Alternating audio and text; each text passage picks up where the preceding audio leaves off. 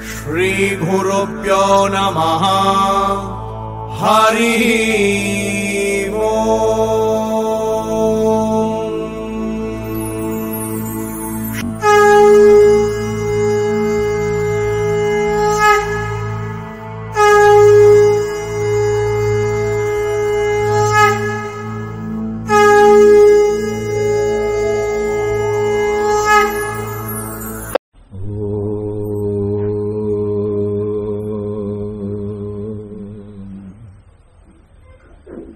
అవిద్యానామంతస్తిమిరమిహిరద్వీపనగరీ జడానాం చైతన్యస్తబకమకరందశ్రుతిఝరీ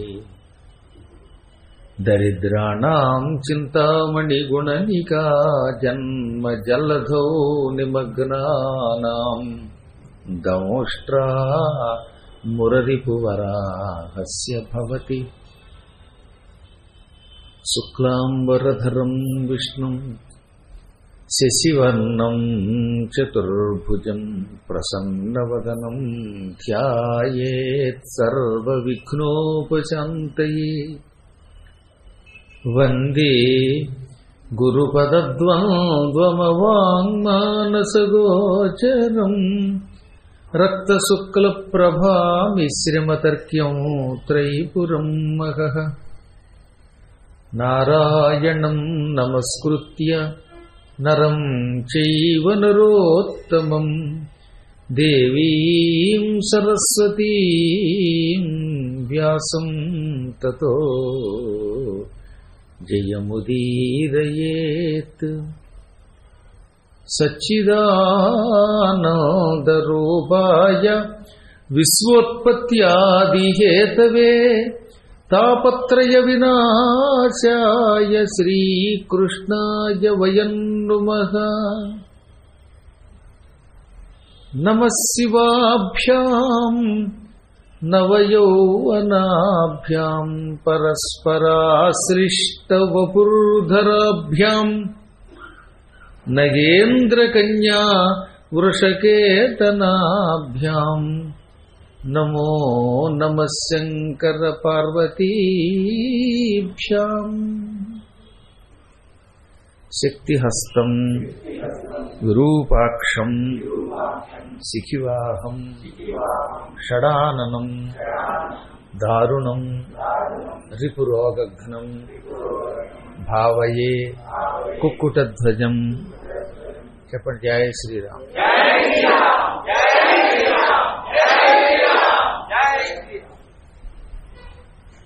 పిప్పలాదుని ఆవిర్భావ ఘట్టాన్ని మీ అందరికీ వినిపించాను. పిప్పలాదుడు పుట్టి పుట్టగానే తల్లి కోల్పోవడం వల్ల, తండ్రి ఎవరో తెలియని దుస్థితిలో ఉండడం వల్ల నారదుని ద్వారా తన జన్మ వృత్తాంతం తెలుసుకుని పరమ పవిత్రురాలు నా తల్లి తపస్సు చేసుకుంటున్నవాడేమో ఏదో వస్త్రం కట్టుకుని గర్భవతి అయి నన్ను కనడం ఏమిటి, కన్న వెంటనే వాడు మరణించడం ఏమిటి, ఈ దుస్థితికి మూల కారణం ఏమిటి అని నారదుని అడిగితే, నీ జన్మలగ్నంలో శనైశ్చరుడు ఉన్నాడు. పుట్టినప్పుడు లగ్నంలో కానీ లేదా అష్టమంలో కానీ అర్ధాష్టమంలో కానీ శని ఉంటే వాడికి అపఖ్యాతి లేదా సంపదలు నశించిపోవడం లేదా ఏదో విధమైనటువంటి సంగ్రామం ఇటువంటివి ఏర్పడతాయి. అందుకే కొంతమంది ఇళ్లలో ఎప్పుడు కొట్టుకు తెచ్చుకోవడానికి మూల కారణం అదనమాట. ఇదంతా శని ప్రభావం అనగానే ఆ బాలుడు బృహస్పతి యొక్క అంశతో పుట్టాడని చెప్పుకున్నాం కదా. బృహస్పతి అన్నగారి పేరు ఉతత్యుడు లేక దీర్ఘతముడు. ఆయన భార్యని బృహస్పతి అవమానించాడు. తల్లి లాంటి వదినను అవమానించావు కనుక నువ్వు భూలోకంలో మానవుడిగా పుట్టు అంటే, నేను మానవుడిగా పుడితే దేవతలకు ఇబ్బంది కదా, శాపాన్ని మార్చమనగా నువ్వుగానే ఉండగా నీ అంశతో నీలో ఉన్న కొంత శక్తి భూలోకంలో పిప్పలాదుడు అనే పేరుతో పుట్టి తదనంతరం ఎన్నో కష్టాలు పొంది ఆపై జగత్కీర్తి పొందుతాడు. అతడు పడే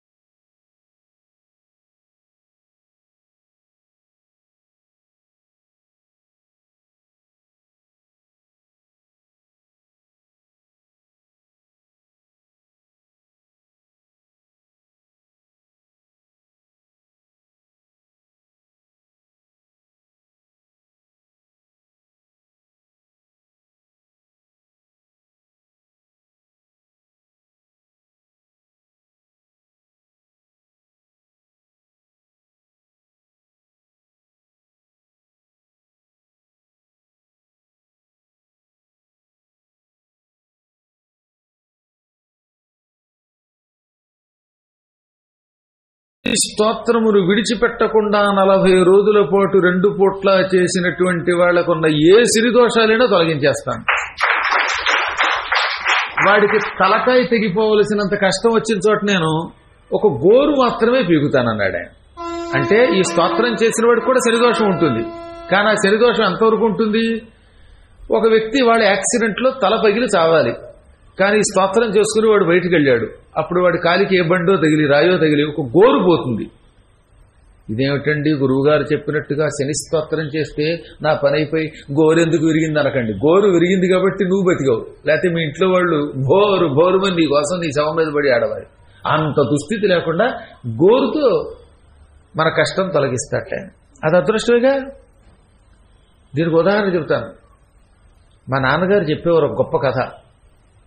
బ్రిటిష్ వాళ్ళ కాలంలో ఈ సామర్లకోట నుంచి ఒక రైలు ఏ విజయవాడకు వెళ్ళాలంటే ఓ పూట పట్టేది, రోజు పట్టేది. అంతే బుల్లి ప్యాసింజర్లు చుక్క చుక్క చుక్క చుక్క అని పొగ కక్కుకుంటూ నానాయాత్ర పడేవి. సింగిల్ లైన్లు అవి ఆ రోజుల్లో. మీరు కూడా చాలా మంది చూసే ఉంటారు కదా స్టీమ్ ఇంజన్లు. 1996 తర్వాత అసలు బొత్తిగా లేవనుకోండి. 96 నుంచి ఎలక్ట్రికల్ ఇంజన్లు కూడా మొదలైపోయాయి బాగా అన్ని చోట్లకి.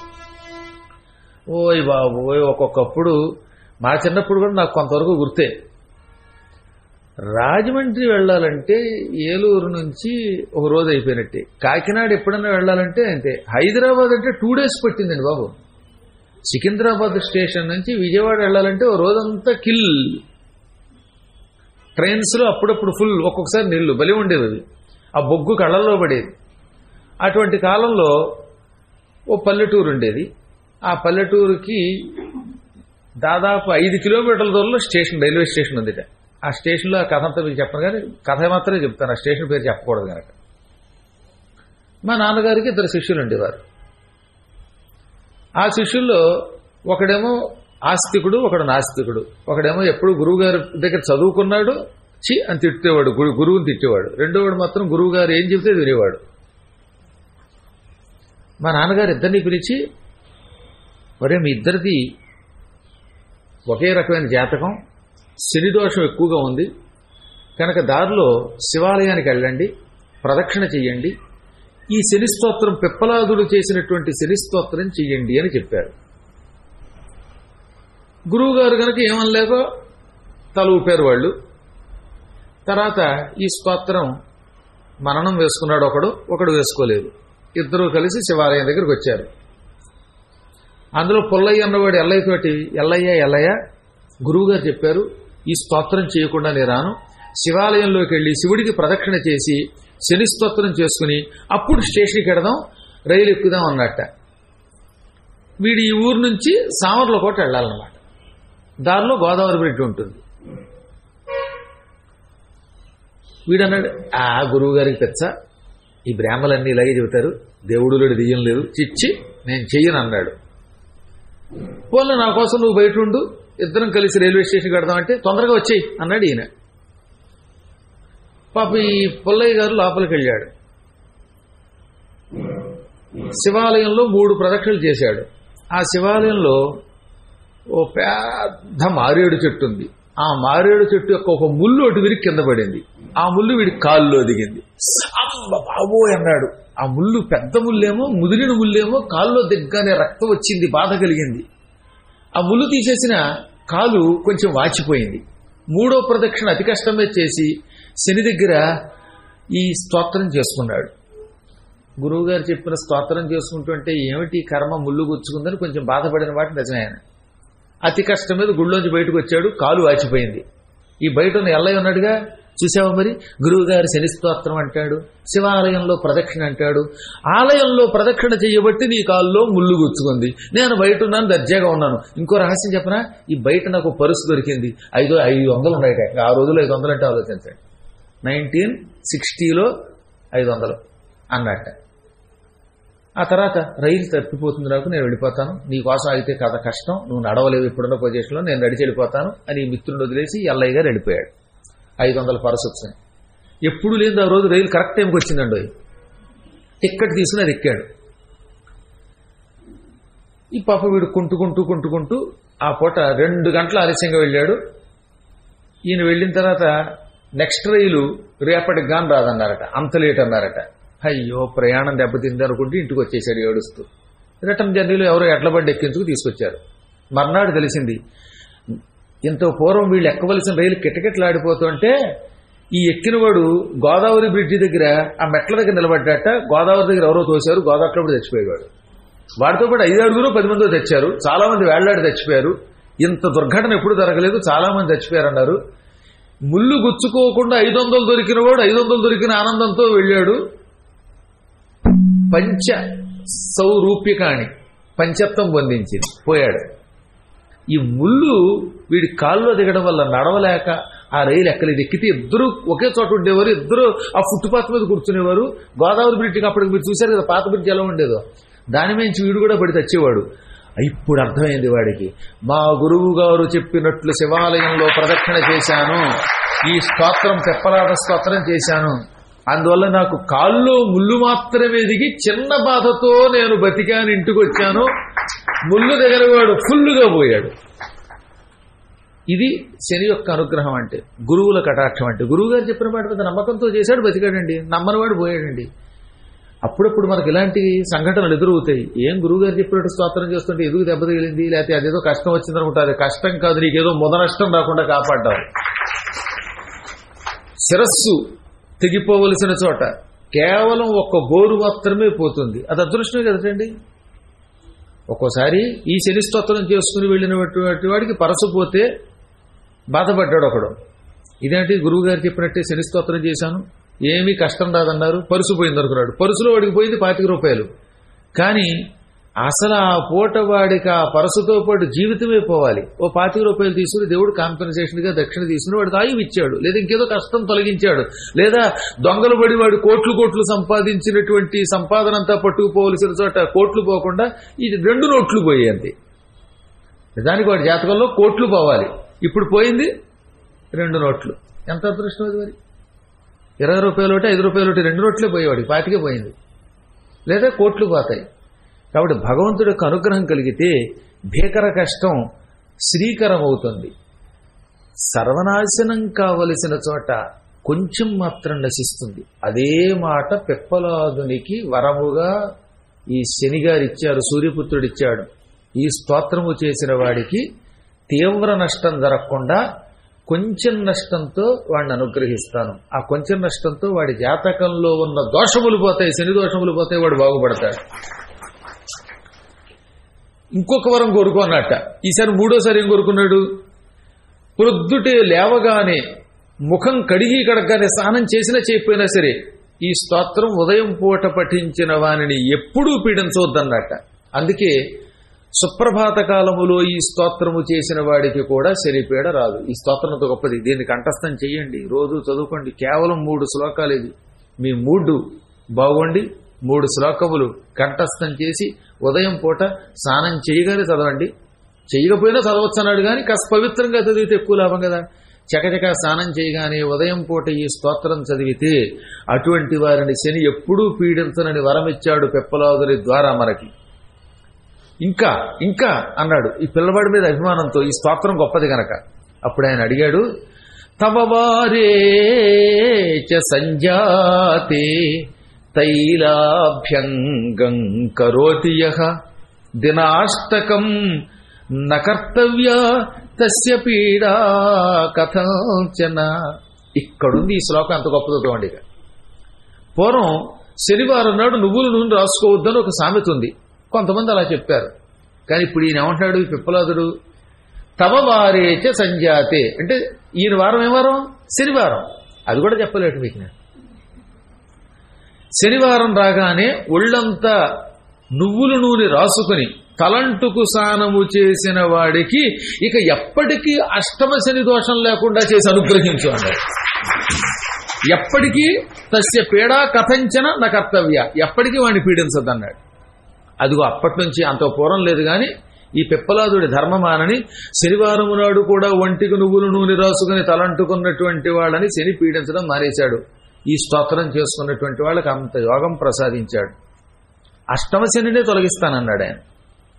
ఇక శనివారము నాడు నువ్వుల నూనెతో శనైశ్చర విగ్రహాన్ని అభిషేకించి దాన్ని కొంచెం కళ్ళకి రాసుకుంటే ఈ పైన లేపనంగా అటువంటి వారికి నేత్ర సంబంధమైన పీడలు తొలగిపోతాయి. ఈ నువ్వులు నూనె దానం పుచ్చుకున్న వాళ్ళు భయపడక్కర్లేదట. ఇది దానం పుచ్చుకున్నాక ఈ స్తోత్రం చేసుకుంటే వారిని కూడా శని అనుగ్రహించి వారికి ఏ శని దోషం లేకుండా చేస్తానన్నాడు. ఏమి స్తోత్రాలు జపాలు చేయకుండా ఇలాంటి దానాలు పుచ్చుకుంటే డేంజర్, కానీ ఈ స్తోత్రం చదువుకుని కాస్త గాయత్రి చేసుకుని నువ్వుల నూనె నువ్వులు మొదలైనవి పుచ్చుకుంటే వారికి కూడా శనైశ్వర అనుగ్రహం కలుగుతుందండి, శుభం కలుగుతుందండి. ఎవడో ఒకటి దానం పుచ్చుకోకపోతే జనాలు ఎలా బాగుపడతారు? దానములు పుచ్చుకోవడం తప్పల్లా పుచ్చుకున్న దానానికి ప్రాయశ్చిత్తం చేసుకోవాలి. ఎటువంటి దోషమైనా సరే గాయత్రి జపం వల్ల తొలగిపోతుంది. ఇప్పుడు తోటకూర మొదలైనవి, ఉప్పు మొదలైనవి ఈ కార్తీక మాసంలో దానం ఇస్తారు. ఇవ్వగానే ఏం చేయాలి? దశ గాయత్రి జపం చేయాలి. ఇంకా శక్తి పెంచుకోవడానికి 108, ఇంకా శక్తి పెంచుకోవడానికి ఒక సహస్ర గాయత్రి చేశారనుకోండి, వాడు ఎటువంటి దౌర్భాగ్యపు దానం పుచ్చుకున్న పరమ కాంతి స్వరూపుడు పుణ్యాత్ముడు అవుతాడు. ఈ విధంగా ప్రజలకు ఉపకారం చేస్తున్నారు కనుక ఇలాంటి దానం పుచ్చుకునే పురోహితులు మహాత్ములు అవుతారని శాస్త్రం. అన్నిటికీ ప్రాయశ్చిత్తం ఉన్నది. అందున ఈ స్తోత్రమును దానం పుచ్చుకున్నాక చేసినటువంటి వాడికి ఏ గ్రహ దోషములు ఉండవు. అంత గొప్పది అని వరం ఇవ్వగానే ఆనందపడి, మహాత్మా ఇంత కరుణాస్వరూపుడివి నువ్వు, ఇటువంటి నిన్ను కొందరు తెలియక తిట్టడం మొదలెడతారు. ఎవరికైనా పీడ కలిగిస్తే శనిగాళ్ళ దాపురించేవారు అంటారు. ఇక మీదట ప్రజలు నిన్ను తలుచుకుని తిట్టకుండా ఉండేటట్టు వరం ఇమ్మనగానే, ఈ మనుషులు నేను మరుస్తాను ఆయన, నువ్వు అడిగిన అన్ని వరాలు ఇస్తాను కానీ ప్రజలు మాత్రం నన్ను తిట్టకుండా వరం నేను ఇవ్వలేను, తిట్టుకుంటే వాళ్ళ కర్మ వాళ్ళదన్నాడు ఆయన. అంటే ఆ వరం ఆయన కూడా ఇవ్వలేనన్నాడు. మనకి తెలియదు కానీ నువ్వెక్కడ దాపురించేవరా శనిగాడు అంటారే, శని గాడ అనకండి, శని గాడ్ అనండి, శని గాడా అనండి. ఆయన గాడ్డే సందేహం లేకుండా. ఆయన ఎక్కడ మనల్ని బాధపడుతున్నాడంటే మన పాపాలు మనం అనుభవిస్తున్నాం. శనైశ్వరుడు మహాత్ముడు ఆయన పేరు చెప్తూ ఉడికిపోతారు. నవగ్రహాలకి ప్రదక్షిణ చేయని వాళ్ళు ఉన్నారు. ఇప్పుడు కూడా గుళ్ళోకి వస్తే అమ్మో నవగ్రహాలు అంటాం. అలా వాటికి నమస్కరించక వాటికి ప్రదక్షిణ చేయక ఎంతో మంది నశిస్తున్నారు. నిజంగా ఈ గ్రహములకు భక్తి శ్రద్ధలతో ప్రదక్షిణ చేస్తే అటువంటి వాడికి ఏ పీడ ఉండదండి. ఎప్పుడు వీలుంటే ఎప్పుడు ప్రదక్షిణ చేయండి. ఒక రాత్రులు తప్ప పగలెప్పుడు కూడా ప్రదక్షిణ చేయండి. హాయిగా ఇంటికి వెళ్ళండి. కాళ్ళు ఏం కడుక్కోకర్లా, కాళ్ళు కడుక్కోవాలి, నేను ఎత్తి కడుక్కోవాలి, ఇది ఒట్టి అసత్యం. ఒకవేళ ఏ గుళ్ళో అయినా నియమం ఉండి శనైశ్వరాలయంలో కాళ్ళు కడుక్కోమని అర్చకులు చెప్పినప్పుడు మాత్రం వాళ్ళ మాట కాదనకూడదు కాబట్టి కడుక్కోండి. మీకుగా మీరు మాత్రం నవగ్రహ ప్రదక్షిణానంతరం కాళ్ళు కడుక్కోవలసిన అవసరం లేదు. ఒక్క శనికి ప్రత్యేక దోష నివారణకి కనుక అభిషేకాలు చేయించుకుంటే అప్పుడు కొంచెం బెల్లం ముక్క నివేదన చేసి తింటే అప్పుడు ఇంక వాడికి ఏ దోషము లేదని చేస్తున్నాం. అటువంటిప్పుడు కాస్త బెల్లం ముక్క నోట్లో వేసుకోండి అంతే.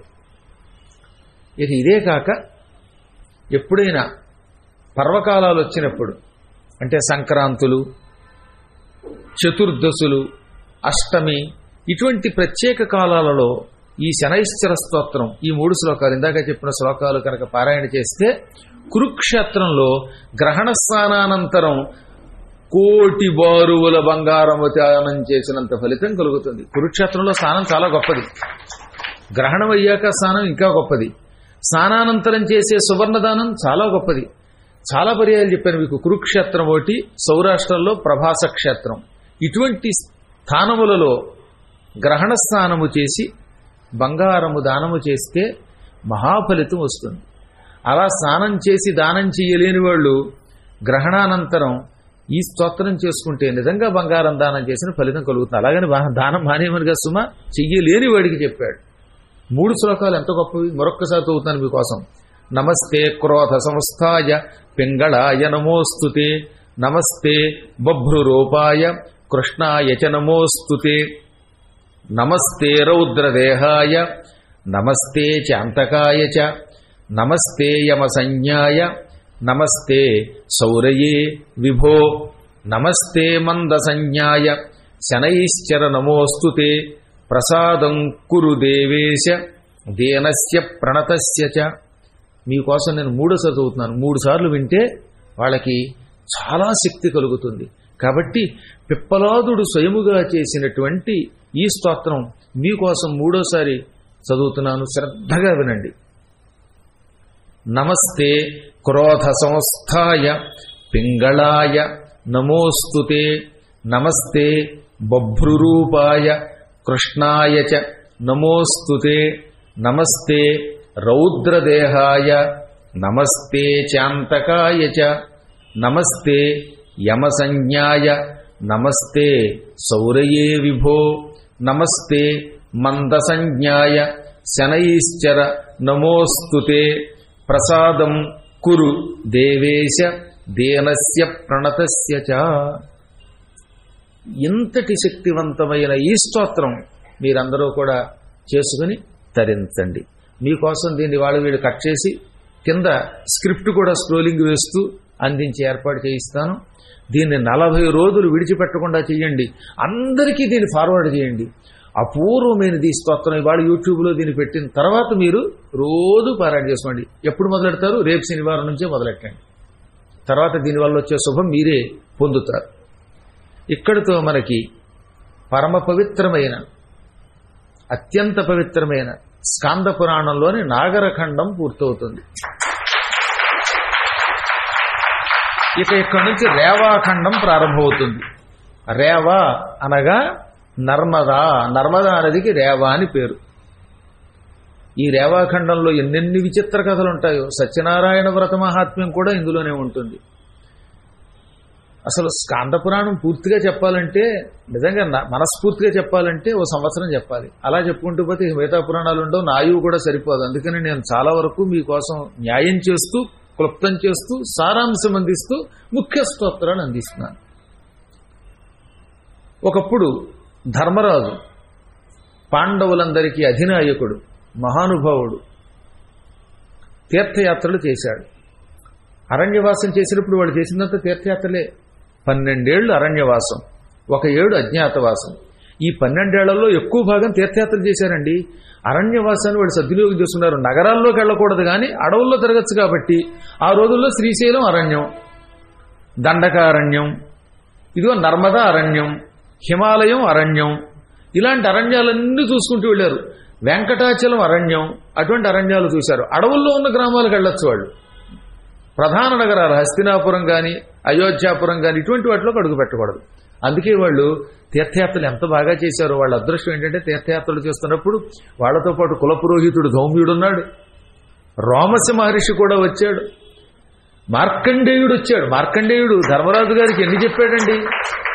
ఆ ఇంద్రజమున చరిత్ర అంతా చెప్పింది మార్కండేయుడే. ఇంతమంది కూడా ఉన్నారు. ఇలా ధర్మరాజు గారు అన్ని యాత్రలు చేసుకుంటూ నర్మదా నది దగ్గరకు వచ్చారు. చాలా అద్భుతమైనటువంటి ప్రాంతాలు నర్మదా తీరంలో ఉన్నాయి. మిగతా నదుల కంటే నర్మదా నదికి ఎక్కువ శక్తి ఉన్నదని ఎన్నోసార్లు పురాణాల్లో చెప్పారు. అటువంటి నర్మదా నదీ తీరానికి వచ్చాడు ఆయన. శర్మద యమదండక్షత వర్మద అతి కఠిన ముక్తి వనిత చేతో మర్మద అంబు నివారిత దుర్మద. అటువంటి నర్మదా నది దగ్గరకు వచ్చాడు ఆయన. ఆ నదిలో స్నానం చేసిన, ఆ నదిని చూచిన సకల శుభాలు ఇస్తుంది అది. అందుకని శర్మ ద అంటే ఇచ్చున్నది. శర్మద సుఖాన్ని ఇస్తుంది, శాంతిని ఇస్తుంది. నదిలో స్నానం చేసిన, దానిని దర్శనం చేసుకున్న, అక్కడ దానం చేసిన ఆ వ్యక్తులు పరమసుఖం, శాంతి అనుభవిస్తారు. యమదండక్షత వర్మద, యముడు పాపాత్ముల్ని తన దండంతో చితక్కొట్టేస్తాడు. ఇప్పుడు ఈ యముడు కొట్టే దెబ్బల నుంచి మనల్ని ఎవరు రక్షిస్తారు? యమదండక్షత వర్మద. యముడు కొట్టే దెబ్బల వల్ల గాయం కాకుండా కాపాడే శక్తి నర్మదా నది కొన్నది. నర్మదలో స్నానం చేస్తే గురువుగారితో అక్కడికి వెళ్ళి ఆ తీర్థములు చూసి 5 రోజులు అక్కడ ఉంటే అప్పుడు వర్మ అంటే కవచమును ఇస్తుందట. యముడు మిమ్మల్ని కొట్టాలండి, కొట్టడానికి దండం ఎత్తాడు, ఓ దెబ్బ కొట్టాడు, అప్పుడు గాయం అవుతుంది. అలా గాయం కాకుండా ఏం చేస్తుంది అనమాట, నర్మదా నది ఒక కవచం కప్పుతుంది మన మీద, కవచమును ఇస్తుందట. వర్మద అంటే కవచమును ఇస్తున్నది. అప్పుడు ఏమవుతుంది, యముడు అలా కొట్టగానే ఈ కవచానికి తగులుతాయి, లోపలున్న మన చర్మం వరకు దెబ్బలు తగలవు. అప్పుడు ఎంత లాభం మనకి? యముడి దెబ్బలు కూడా తగలనంత గట్టి కవచం ఇస్తుందండో. వాడి మామూలు కవచం కాదు. ఇదిగో మన వాళ్ళు బుల్లెట్ ప్రూఫ్ అని అమ్మారు. 2 బుల్లెట్లు అయ్యాక 3వ బుల్లెట్కి ప్రూఫ్ పోయింది, మొత్తం రూఫే లేచిపోయింది అవతల వాడికి చచ్చిన దెబ్బకి.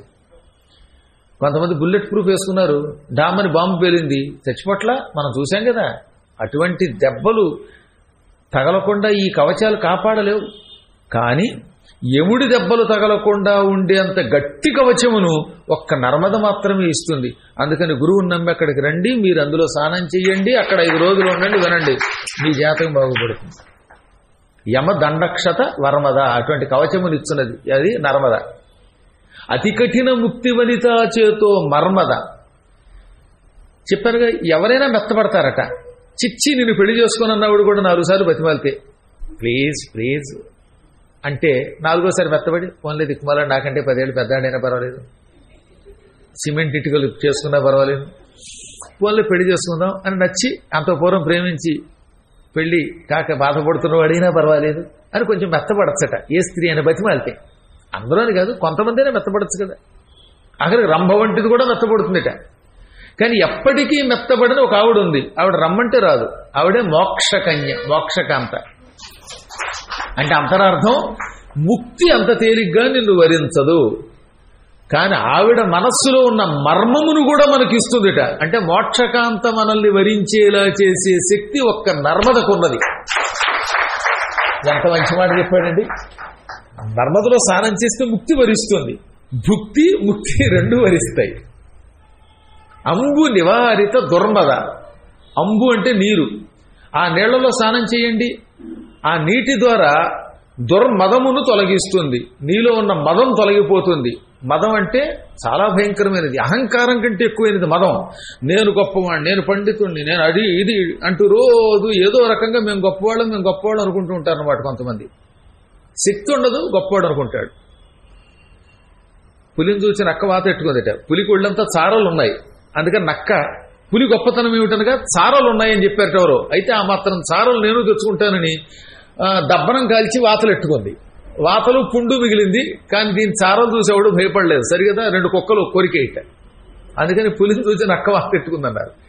అంటే పులిలాగా వేషం వేసుకుంటే మనం పులి అవుతామా? గాడిదకి పులి చర్మం కప్పినా గాడిద కయ్యా కయ్యా కయ్యా అని అరుస్తుంది. పులిలాగా ఎక్కడ గర్జిస్తుంది, దాని బతుక్కి గంటరించడానికి గొంతు ఎక్కడ ఏడిసింది. వెనకడికి కూడా పద్మాకర్ గారిలో నేను పాడేస్తాను, ఓపెన్ చేసి చెప్తానన్నాడు. 2 రోజులు చెప్తే 3వసారి చంద్రశేఖర్ గొంతు అలా వస్తుంది. ఎంత నువ్వు అనుకరించడానికి పద్మాకరే, నువ్వే, నీ లెవెల్ నీది, ఎవడి లెవెల్ వాడిది. అందువల్ల ఇక్కడ డూప్లికేటే కేటి పొమ్మన్నారు. ఒకళ్ళని అనుకరించడం అనవసరం. మహానుభావుడు ఘంటసాల గొంతు ఘంటసాలది, ఆయనలా పడదాం చూస్తే ఎంతో మందికి ఘంటసాల లేక ఇది పెంటసాల అయిపోతుంది. ఆయన మహానుభావుడు, ఆయనతో ఎక్కడ పోల్చుకుంటామండి? ఎన్నాళ్ళైనా అటువంటి వాడు మళ్ళీ పుట్టడంతే. ఆ స్థాయి, ఆ లెవెల్ వేరండి. ఆయన ఒక కారణ జన్ముడు అంతే. ఎంతమంది ప్రయత్నించారండి అలా పాడదామని. ఆయన పాటలో ఒక ఆయన పాడాడు, చాలా ప్రసిద్ధికి ఎక్కిన గాయకుడు. ఏదో రోజున టీవీలో చూశాను, పాడాడు అనమాట. నీ కురులే నన్ను సోకిన వేళ హాయిగా రగిలేను తీయని జ్వాల. ఈ తీయని జ్వాల అన్న చోట ఆయనకి చచ్చినంత పని అయింది. నేను చూశాను, విన్నాను. అలా పాడలేరు, అదే భగవంతుడు ఆయనకి ఇచ్చిన వరం అది. ఆయన ఎలా అయినా పాడేస్తాడంతే. అందువల్ల ఎందుకు చెప్తున్నానంటే, నేను ఈ అహంకారంతో నేను అలా అవ్వాలి, అంతకంటే గొప్పవాడిని అవ్వాలనుకోవడం ఉంది, నేను గొప్పవాడిని అనుకోవడం అది భ్రమ. ఈ అహంకారం, ఈ దురహంకారం, ఈ మదం తొలగించే శక్తి నర్మదా నది కొన్నది. అందుకే నర్మదలో స్నానము చేసినంత మాత్రము చేత దుర్మదం తొలగుతుంది. కాకపోతే నర్మదా తీరంలో 5 రోజులు ఉండమని ఎందుకు చెప్పారు తెలుసా? మానవుడు పంచభూతములతో కూడిన శరీరం ధరించాడు. మన శరీరానికి 5 భూతములు అధిష్టాన దేవతలున్నాయి. ఒకటి భూమి, అగ్ని, జలము, వాయువు, ఆకాశం. పృథివ్యాపస్తేజో వాయురాకాశములనే పంచభూతములతో ఈ శరీరం ఏర్పడింది. ఈ పంచభూతముల నుంచి పంచశిరస్కుడైన శివుడు మాత్రమే రక్షిస్తాడు. పంచశిరస్సుల మీద నుంచి కొంచెం నీరు బయటికి తీసి, శివుడికి 5 తలలున్నాయన్నారు కదా, 5 తలల నుంచి 5 నీటి బిందువులు భూమి మీదకి విడిచిపెట్టాడు. అదే నర్మదయ్యింది. ఈ పంచశిరస్సులతో కూడినటువంటి జలమది శివుని పంచశిరస్సుల యొక్క ఏకీకృత జలము కాబట్టి అందులో స్నానం చేస్తే మళ్ళీ పాంచభౌతిక శరీరములో ప్రవేశించక ముక్తి పొందగలుగుతాడు ఒకానొకప్పుడు వీడు. అలా భక్తితో స్నానం చేస్తే ఇక పంచత్వం ఉండదు. ఈ పంచభూతమయమైన శరీరపు బెంగలుండవు. ఒకవేళ వస్తే ఉత్తమ జన్మ వస్తుంది. ఆ జన్మలో వాడు పంచభూతాలకు అతీతుడైన పరమాత్మ స్వరూపుడు అవుతాడు. నారదుడి వంటి జన్మ వస్తుందన్నమాట, ఉత్తమ జన్మ వస్తుందన్నమాట. అందుకని అక్కడ స్నానం చెయ్యాలన్నారు. అక్కడ 5 రోజులు ఉండాలన్నారు. 5 రోజులు ఉన్నవాడికి ఇక చెప్పాను కదా, శివుడి పంచశిరస్సుల యొక్క అనుగ్రహం కలుగుతుంది. మొదటి రోజు శివుడు సద్యోజాతం అనే ముఖంతో చూస్తాట. అక్కడ ఉంటే శివుడికి ఎన్ని తలలు ఉన్నాయని చెప్పాను నేను. సద్యోజాతము, వామదేవము, అఘోరము, తత్పురుషము, ఈశానము అని 5 ముఖాలున్నాయి. నర్మదా నదీ తీరంలో ఒక రాత్రి నివసించాడు. అప్పుడు సద్యోజాత ముఖంతో చూస్తాడు. 2వ రోజు నివసించాడు. అప్పుడేం చేస్తాడు? అఘోర ముఖంతో చూస్తాడు. 3వ రాత్రి కూడా నివసించాడు. అక్కడి నుంచి వేరే ఎక్కడికి వెళ్లకుండా అక్కడే ఉన్నాడు. అప్పుడు వామదేవం అనే ముఖంతో చూస్తాడు. 4వ రాత్రి కూడా అక్కడ నిద్రిస్తే తత్పురుష ముఖంతో చూస్తాడు. 5వ రాత్రి నిద్రిస్తే ఈశాన్య ముఖంతో చూస్తాడు. అందుకని కంప్లీట్ గా 5 days ఉండాలి. 5 పగళ్ళు గాని 5 రాత్రులు గాని, మొత్తం మీద 5 ఉదయములన్నా 5 రాత్రులన్నా అక్కడ ఉండాలట. అప్పుడు వాడు పంచత్వం పొందాడు. అంత గొప్ప దివ్యశక్తి ఆ ప్రాంతంలో నర్మదా నదీ తీరంలో ఉన్నవాడికి శివుడి అనుగ్రహంతో లభిస్తుంది. అందుకని అక్కడ ఉండాలి. అటువంటి ప్రాంతానికి మన ధర్మరాజు గారు తీర్థయాత్రల వంకతో వచ్చాడనమాట. అక్కడికి వచ్చి స్నానం చేసి మార్కండేయుడికి నమస్కరించి, భక్తితో నమస్కరించి ఇలా అడిగాడు, ఈ నర్మద చాలా గొప్పదని మీరు చెప్పారు. ఈ తీరానికి నన్ను తీసుకొచ్చారు. ఇక్కడ ఉన్న ఈశ్వర దర్శనం చేయించారు. అసలు ఈ నర్మద భూలోకానికి ఎలా వచ్చింది, ఎక్కడి నుంచి వచ్చింది, దీని కథ ఏమిటి, కమామిషం ఏమిటి, మహిమ ఏమిటి, ఇవన్నీ చెప్పమనగా అప్పుడు మార్కండేయుడు పరమభక్తితో చంద్రశేఖరుడికి నమస్కరించి ఇలా చెప్పడం మొదలుపెట్టాడు. పూర్వకాలంలో పురూరవుడని ఒక చక్రవర్తి ఉన్నాడు. ఆయన చాలా గొప్పవాడు. చంద్రుడికి తార వల్ల బుధుడు అని కొడుకు పుట్టాడు. గ్రహాల్లో ఒకడా బుధుడు. ఈ బుధుడు ఇలా అనే ఆవిడ్ని పెళ్లి చేసుకున్నాడు. ఈ బుధుడికి ఇలకి పుట్టినటువంటి వాడిని పురూరవుడు అంటారు. పురూరవుడికి కొంతకాలం ఊర్వశి సంపర్కం కలిగింది. ఊర్వశి ఆయన వదిలిపెట్టింది. దాంతో పిచ్చేడైపోయాడు పాప ఆయన. ఈ వ్యామోహం ఎంత గొప్పది! మహాతపస్సు చేసుకుని మహాపరాక్రమంతో భూమండలాన్ని పరిపాలించే నేను క్షణికోద్రేకంతో నిలుకడలేని ప్రేమ కలిగిన దేవవనిత ఊర్వశి వ్యామోహంలో పడ్డాను. ఈ ఊర్వశి నన్ను వదిలిపోయింది. ఈ ఊర్వశి వ్యామోహం వల్ల తపస్సు నశించింది, పిచ్చాండైపోయాను, దీనివల్ల నాకు పాపం వచ్చిందని పశ్చాత్తాపం పొందాడు ఆయన. నిజంగానండి, ఊర్వశి వ్యామోహం వల్ల ఆయన పడిన బాధ అంతా ఎంత కదా, మీరు ఆశ్చర్యపోతారు. గొడ్డిప్పు తిరిగేసేట. ఊర్వశి నువ్వే నా ప్రేయసి, స్వర్గాదపి నువ్వే గరీయసి అంటూ తిరిగట్టు పిచ్చాడాగా. దాదాపు 10 సంవత్సరముల కాలం దిశములతో గోచీగొడ్డ లేకుండా ఊర్వశి అని వెళ్ళిపోయాడు పాపం. వాళ్ళ అబ్బాయి నహుషుడు పరిపాలించాడు ఆ కాలంలో. పురూరవుడు కొడుకే నహుషుడు. అంటే నహుషుడు కొడుకు యయాతి, యయాతి కొడుకే యదువు, ఆ యదువు సంతానం యాదవులు. అంత గొప్ప చక్రవర్తి పురూరవుడు అంటే ఆలోచించండి. ఆ యయాతి కొడుకుల్లో ఒక కొడుకు పూరువు, ఆయన వంశమే ఈ కౌరవ పాండవులు, వీళ్ళంతా పూరు వంశం వాళ్ళు కనుక పౌరవ అన్నారు. ఆ తర్వాత కురు మహారాజు వచ్చాక పౌరవ పోయి కౌరవ అయిపోయారు వాళ్ళు. అంత వంశమునకు మూలకారకుడైన పురూరవ చక్రవర్తి స్త్రీ వ్యామోహంలో పడి తనను తానే మరిచిపోయి పిచ్చాడైపోయాడంటే ఆలోచించండి. 10 ఏళ్ల తర్వాత జ్ఞానోదయం అయిందిరండి. ఆయనకి 10 ఏళ్ళు గడిచాక ఒక రోజున కురుక్షేత్రంలో కనపడింది ఎవరో ఊర్వశి. అక్కడ కనపడితే ఈయన ఊర్వశి ఇక్కడ కనపడ్డావా అనగాని ఏమిటి గొడ్డి కుదిరిగా ఉంది, కానీ అప్పుడు చూసుకున్నట్టు గొడ్డలేదని. అప్పుడు వెంటనే ఎవరో పట్టుకొచ్చి అరిటాకులు కట్టారు. అరిటాకులు కడితే అంత, కట్టకపోతే అంత అన్నారు. గాలి వేస్తే అరిటాకులు ఏమవుతాయి మీకు చెప్పాలా? ఏదో టెంపరీగా కట్టుకుని పాపం. ఆ తర్వాత మళ్ళీ ఊర్వశి ఇచ్చినటువంటి మరో దేవతా వస్త్రం కట్టుకున్నాడు. దేవతా వస్త్రాలు అంటే 2 అర్థాలండి. అసలు వస్త్రాలు లేకపోయినా దేవ వస్త్రాలు అంటారు. దేవతలు ఇచ్చే మంచి వస్త్రాలు కూడా దేవ వస్త్రాలు అంటారు. తెలుసుగా మీకు ఆ విషయం? దేవ వస్త్రం అంటే ఏమీ లేదని అర్థం. వాడు దేవవస్త్రం ధరించాడు అంటే ఏమీ లేకుండా ఉన్నాడు. అందుకే సుందరకాండలో దేవమార్గంచ దర్శిత అంటే కొంతమంది ఆకాశం చూపించారు. దేవమార్గం అంటే అది కాదు, మలమార్గం చూపించాడు అని అర్థం. రామరామ. వానరులు తాగిన మైకంలో దేవమార్గం చూపించారట, కోతులు కదా, అందుకని చూపించేటాడు అనమాట.